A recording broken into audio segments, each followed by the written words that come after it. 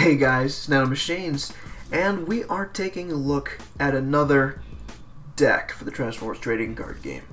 And this time it's going to be Metroplex. That's right, I'm playing with an iPad. This is so big. Pretty much, you can get this guy in the boxes you can find at like Target or something like that. It's honestly a very easy deck to build. And I wasn't convinced about this guy when he first came out. I couldn't really get the guy to work. I was under the assumption that you kind of had to go with one color, and if you didn't, the deck was kind of bad. But I found recently, when I kind of looked at him again, when I kind of figured out what he does, that a balanced list with Metroplex, I don't know about any other list, but a balanced list with him makes him actually very, very strong. He becomes a lot like Dinobots in a lot of ways, but bigger. He's just a big boy. Now, I'll tell you why. Generally, Metroplex takes a little bit to get going. You have cards like Height Advantage, like, you have your Flamethrower on him and all that stuff, but he also needs his three little friends in order to get a little bit more. Now, something that I've noticed is a big misconception with these guys is people care a lot about Slammer and Scamper and Six Gun. They care way too much about them. In fact, even the deck itself, by playing Protected by Metroplex, cares way too much about these guys. Now, if you've played the Pokemon trading card game, you know something. You know what I'm about to say.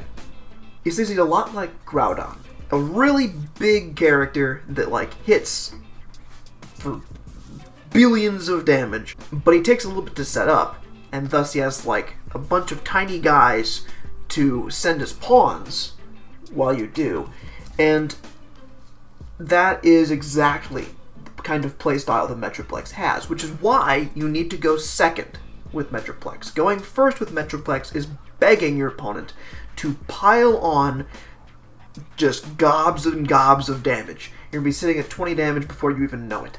Now, granted, Metroplex does have 35 HP, so he can take it, but attacking first is generally a very bad idea, because if you go second, you could draw into one of your 6 extra transformation cards, like, for instance, Rapid Conversion or Roll Out. You play 3 copies of both of those in the list, and it allows you to transform Metroplex into Robot mode and then into Vehicle mode in the same turn, preferably on your first turn, thus kind of just pooping out one of the other little guys. That's where you would then attack with that little guy. They're there to take a hit. Metroplex cannot afford to be attacked by all of your opponent's characters multiple times. It's just not going to be able to survive that. He just isn't. Which is why you have all those small guys and cards like Protected by Metroplex. Now, Protected by Metroplex is a very interesting card. Now, Protected by Metroplex is kind of a poor man's heroism. This, in effect, is a psychological game for your opponent. They're not going to want to deal a lot of damage to knock out one of your small guys, like Six Gun here. Six Gun has 0 defense in his robot mode. It's they're not going to want to put in a lot of resources. But if they just hit him for 5, you can just move that damage over to Metroplex and just save that guy for another turn. So it has to be where they give him 12 damage, or they overextend. They play their Dino Chops, they play their Supercharges, they attach their grenade launchers, because they need to knock out those characters, otherwise you're just going to snowball. Because that's the second thing about these small guys, is if your opponent doesn't kill them, then they add on wonderful effects that Metroplex loves. Slammer is one of my favorites of these. He's a very easy one to just put out first. He spreads 1 damage counter, and he gives you bold 1. He's also really thick in terms of defense, because this guy has like 3 defense. He doesn't do much after that except give Metroplex Bold 1, but that builds up a lot over time. Height Advantage is a poor man's Dino Chomp that doesn't discard your hand. This card's broken. He gives him your Titan Bold 4. So that Bold 4 turns into Bold 5, which turns into Bold 7 with your Flamethrower. All that Bold can stack up really quickly, so it's within your opponent's best interest to knock out your small guys before they even, well, stick on the field. Scamper is another example of someone that they want to knock out first, because he has that extra Bold effect in his vehicle mode for Metroplex. But when you transform him, he can strap a weapon, or more specifically, an armor from your opponent's characters.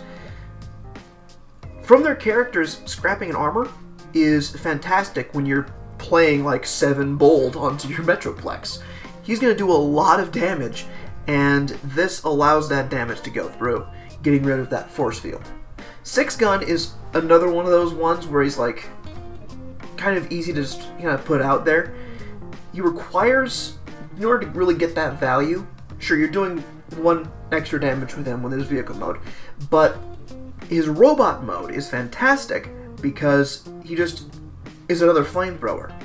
So if they really want to remove this guy, they have to put a lot of effort into doing that, because he has 5 HP and you can force field him. But more importantly, they need to remove him before you transform with him, because he's going to just give Metroplex a billion more Bold. It also helps that he has 4 attack. But that's something very specific about 6 Gun, where you can attach that force field to 6 Gun and do a lot of damage with his attack, and then suddenly not get 1 shot back. That is a fantastic, fantastic card. And another thing that's very evident of the snowballing effect is Rally the City. Now, Rally the City is a card that belongs in every Metroplex list, because if you have Metroplex in play, it says draw a card for each character that you have on the battlefield. You're going to at least replace the card if you just have Metroplex. But if another one of your characters survives, you get to draw another card. If by some strange reason all of your characters have survived at this point, you can Rally the City for 4. It's a very good draw card that allows Metroplex to actually get cards out of the deck that you need. Now, if you noticed, I did mention before that you do play both extra transformation cards, both Roll Out and Rapid Conversion, but Rapid Conversion and Roll Out are at maximum. I play 6 extra transformation cards because Metroplex desperately needs to have them in his hand turn 1. And preferably turn 2. Like, you need to keep transforming with them while you get set up. Otherwise, you're just not going to live. They're just a very important card that also put in the correct pips in your deck. Because if you notice, you need to have a bunch of orange and a bunch of blue pips in order to pull off Metroplex's effect. And, of course, white pips. And Rollout is both an orange and a blue, and it just kind of fills a third of that combo before you even flip anything else. Another thing that helped pull off the combo is you play maximum of every single double pip. You have your security checkpoints, your handheld blasters, your piece through Tyranny, and of course, your improvised shields. All of those are very important. Now sure, you could say that you would end up playing security checkpoint to try to disrupt your opponent. That's, who cares? That doesn't matter. They're going to attach their grenade launcher anyway. Don't even worry about it. Improvised Shield actually can help you protect Metroplex better because you do play so many blue pips in the deck that you can actually use it for its defensive purposes instead of its offensive ones. Same with Handheld Blaster. He just gives him Bolt 1. It's just like a slightly worse Flamethrower, and that's just, alright, that's fine. Unfortunately, Piece Through Tyranny doesn't actually do anything in the deck, unless you wanted to kill Metroplex so your baby guys can attack, but that's like the most niche circumstance I have ever heard in my life. So, another thing is, I do play Photon Bomb, and I have heard some hate for Photon Bomb. People go like, oh, that just does damage to your own guys, or like, oh my god, why are you doing this bad card? It doesn't do anything. But when you have Slammer, which spreads 1, and you have Metroplex, that if you pull off the combo, you spread another 1, Photon Bomb gets a lot better, because it spreads 2 more. So you're at 4 on all of your opponent's characters. Metroplex, you preferably played it before he transformed and spit out another guy. Photon Bomb does very negligible damage to Metroplex, and you can just poop on your opponent's field by just spreading a bunch of times. And I actually wanted to double down on that and play Armed Hovercraft, but I usually found that Flamethrower is just generally better to have on Metroplex at all times. And that's unfortunate, because I did really like the idea of attaching an Armed Hovercraft, spitting out a Slammer, and then playing a Photon Bomb. That just is music to my ears, because like you just get to do it again. But like another thing too is you can use Slammer and have the Armed Hovercraft on Slammer, or 6-gun, or anything like that.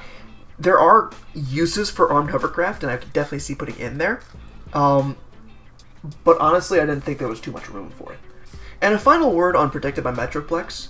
Some of you might want to put in Heroism in your deck to replace Protected by Metroplex, but Protected by Metroplex is also an orange pip, and that's a very important thing. Too many blue pips in the deck leaves you pillow-fisted.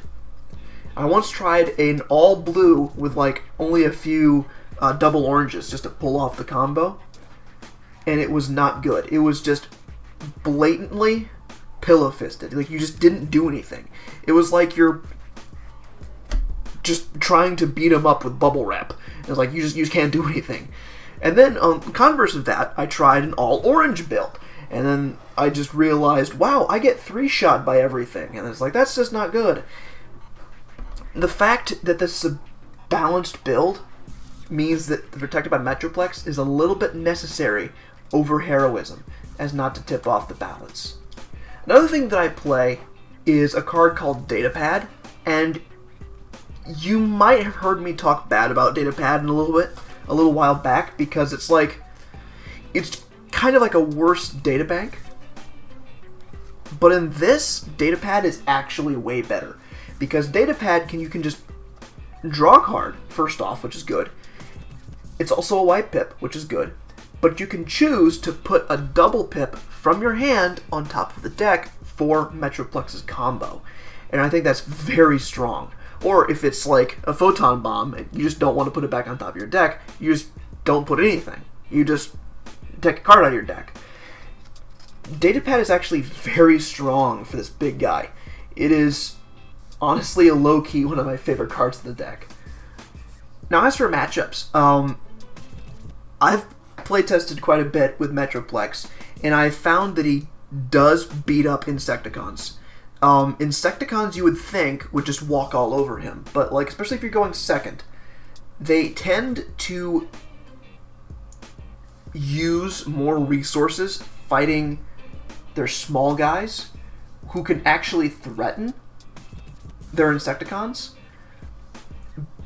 Generally because they are afraid of them just attacking their Insecticons. Like, I've killed Shrapnel a few times just by attacking them with Slammer. Like, Slammer has put in a lot of work just attacking people. Like, killing Insecticons is fantastic with a Robosub, if you get what I'm saying there. It's like, you have this dummy that's going to be taking a bunch of damage that just happens to kill something when it does. It's just a very good matchup for that. And Insecticons, I have said this once, I will say it again, Insecticons lose to spread, because suddenly everything on their field dies and they just can't stop it. Photon Bomb is fantastic against bugs. Metroplex's effect is great against bugs. Slammer, great against bugs. Everything would be within everything else is reach at that point. Pretty much whenever I play a Photon Bomb, I win the game. This is like pretty much how it works. So bugs, I've found, is a very good effect. I very much like it. And make things even better, shrapnel can't really do anything to you since you spread so much damage that they can't block that damage with shrapnel, and they also can't tap Metroplex with shrapnel. It's a very good matchup. Although, there are points where, like, for instance, if you draw badly, they can just walk over you, because that's just what Insecticons do. So don't think that you can just walk in and just instantly win by sitting down.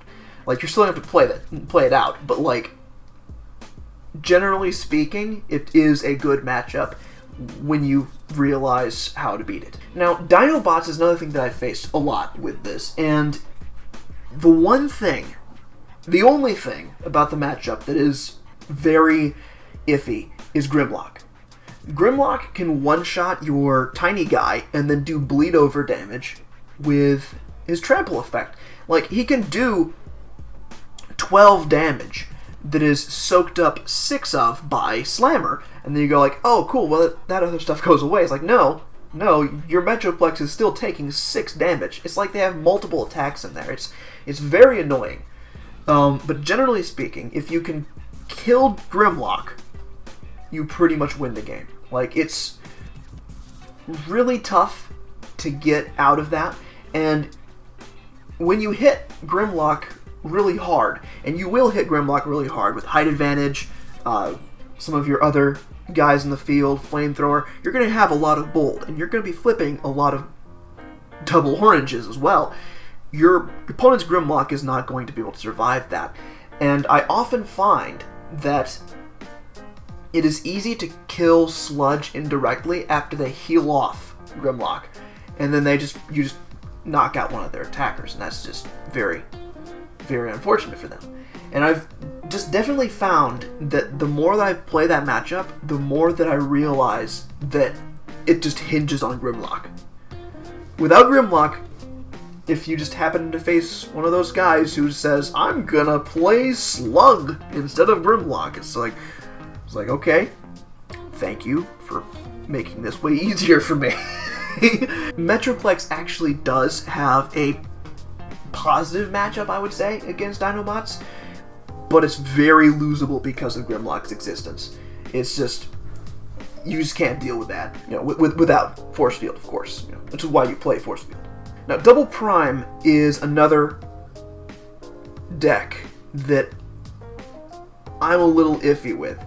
Now, on one hand, they are primarily blue, which means you're going to be doing less damage, and you won't be doing any damage at all with your small guys. But that being said, they're not like Grimlock, where their damage bleeds over, and more specifically, you're taller than them. Like, they won't be able to punish you as hard as other decks, those other wide decks can, for playing so tall. And that's a very interesting thing. There's another thing too, is like, you can just poop out another small guy and force Nemesis to attack him. There's a lot of different things about Metroplex that make that matchup like really weird. Really, really weird indeed. But I think at the end of the day, it is very winnable. It's just a winnable matchup. It just doesn't feel like it's that negative, if you get what I'm saying. I don't think it's positive. Like, it's not like wide where you can spread a bunch of damage to them. It's not like they have low defense, because like they don't. They have high defense. But you do enough damage in the late game that you can punish them for that. And I think just Metroplex's effect, where he taps the other guy, is also very good. You can double down on a lot of your effects. If you like this video, please hit the like button, because it does help me know what I do right and what I do wrong. And if you really like this video, please hit that subscribe button and ring that bell icon if you want to be notified when my videos go live. Thank you very much for watching, and if you like any more of my Transformers stuff, please check out my channel and watch my other videos. Thanks for watching.